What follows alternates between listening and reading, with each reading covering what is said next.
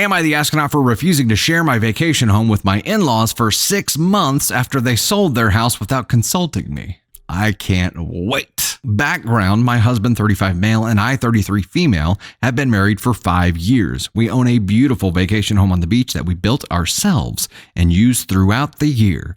My in-laws, in their 60s, have always been welcome guests, visiting for a few weeks here and there and contributing financially towards maintenance costs. Last month, my in-laws suddenly announced that they were selling their house to downsize and move into a tiny condo. Apparently, they've been secretly harboring this idea for months, never mentioning it to me or my husband. They plan to close on the sale in 2 weeks and then move into our vacation home for 6 months while they figure things out. I was floored. This house is our sanctuary, not a retirement home extension. We use it frequently, have friends and family booked to visit throughout the year, and rely on the income it generates during peak season. My in-laws, on the other hand, haven't lifted a finger on the property themselves and contributed only minimally. My husband, bless his sweet heart, is more understanding. He feels bad for his parents and believes we can make it work. His in-laws, sensing my resistance, are now guilt-tripping us, claiming they have nowhere else to go and offering to pay significantly more than their usual contribution. Am I the astronaut for refusing to let them move in? On one hand, I feel obligated to help family in need, but on the other, this feels like an outrageous imposition on our personal space and finances. Edited to add an update, as it'll likely get lost down in the comments. I'll give you a quick update while I wait to get the kids from school and answer a few questions I saw pop up. We co-own the beach house. We bought it in 2020 when interest rates were super low before houses skyrocketed. The in-laws have helped us with the projects and pay for a few things, but so do my parents. So we never thought of their contribution as anything but help from parents. They had their annual Old Farts Christmas party, their words not mine, there this past December, and had the place for a week free of charge for them and all of their guests. So they definitely have gotten plenty use out of it. We had a come to Jesus moment yesterday, and I was the asshole to my husband. I told him I was done and I wasn't even entertaining them staying there, as it's our business and this is bad business. I basically told him I was over his mom, and it was at the point that I'm about to peace out because I can't handle her shit anymore. Previous to this, I was no contact with her and would entertain them when they'd come to visit. They never stayed at our house as we live relatively close to them. He still has no clue if they're truly selling their house, if they're upside on bills, or they're just assholes, but I honestly don't care.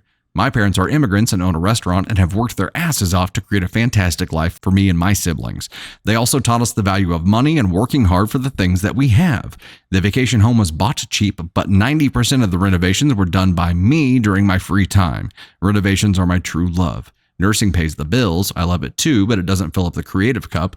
I told him he'd lose the house to his parents over my dead body, and if he feels the need to financially set them up, he can do so with the extra money he earns from picking up shifts, also a nurse.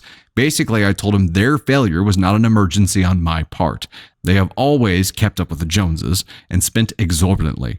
So they might be broke again, and I don't care. I have barely tolerated his mom for the past few years. I'll be cordial because I was raised well, but I'm over-tolerating their nonsense. I will say, he does see all this crap she pulls, but he was raised that mom knows best. He's Puerto Rican, so this is partially cultural. But I'm done. I worked yesterday and busted my ass and then drove the kids to the beach house last night and picked up dinner, and we are there, and I just thought, no. So time will tell, but he called his parents and on speakerphone told them they couldn't stay, but the offer to condo hunt is still open. But he needs to know the price range and all of that jazz. His mom cried, and I flipped the phone off. So as of this moment, it's not happening. I also told him if it's a problem, he can quit claim deed the beach house and I'll cover the expenses and manage it myself, because mama don't play. Damn. We have comments. Let's dive into some comments. Additional info from OP. On our first marriage anniversary, they gifted us a chicken. We lived in an apartment at the time. On Valentine's Day, the second year, they showed up at our house mid-afternoon because they thought it would be special to spend the night with us. On the birth of our daughter, my mother-in-law refused to leave the delivery room until I had a nurse drag her out, and then she sobbed obnoxiously loud in the hallway outside the room. When COVID happened, she ordered us cases and cases of beans and other canned food to help us prep for the apocalypse, and then sent us the bill. Beans are just soggy nuts. My mother-in-law demands all holidays with them and shows up unannounced to my parents, who are 4 hours away each holiday we spend with them, and forces us out of my bedroom, and we sleep on the pull-out sofa the whole visit.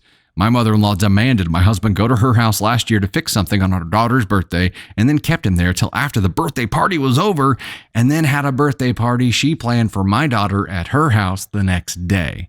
Our second daughter's birth was similar, where she sobbed and FaceTimed my husband since I refused to let her into the delivery room. She sent a mixed nuts package to my parents at Christmas last year. Knowing my dad is deathly allergic to tree nuts, I could go on and on and on. Okay, so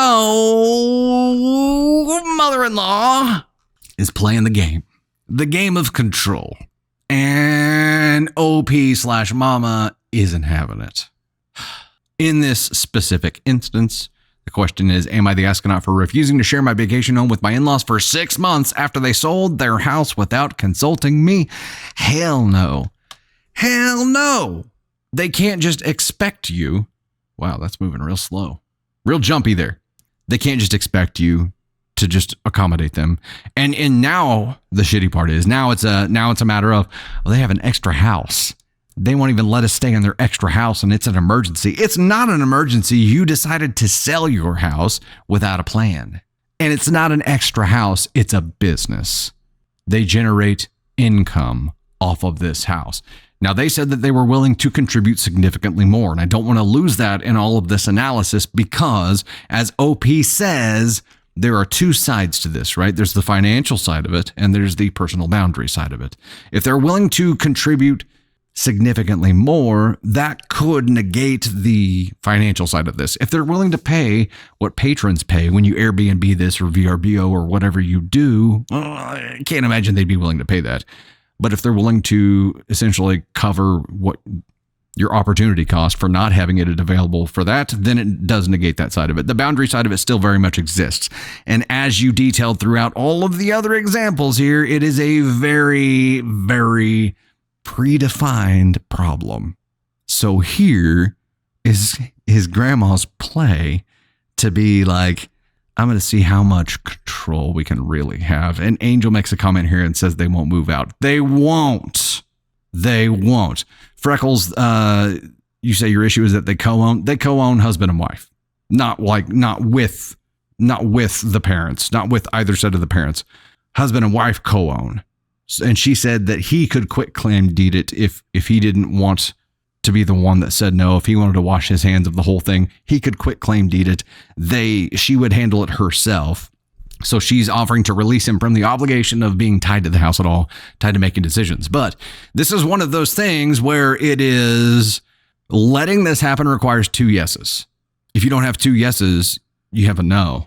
You have 1 yes and 1 no. Or you have 1, I think we can find a way to make it work, and 1 no. So that's a no. If you don't have 2 yeses, you have a no. That's the end of it. You're not an asshole for saying no. If somebody's like, hey, I'm going to come take over your business for 6 months. It's not going to make any money. I need it. You'd be like, hell no. Hell no. You know, without talking to me ahead of time, you're just assuming that I'm going to let you do that. She assumed that she could control her son enough for him to stand up to his wife and say, no, this is happening, and let her into the place. And then the tiny condo that they plan on moving to is your vacation home, and they would never leave. Hell no. You're not the asshole for saying hell no. I don't even think if you had a written agreement and got them to sign it and it said that they were going to pay X amount and it was like a formal thing, I still don't think I'd do it because she would be counting on being able to puppeteer her son enough to get him to be okay with him breaking that. You cannot trust her to not try to take advantage of you because it's happened upteen times before. There is precedent for you to feel like she's going to try to take advantage of you.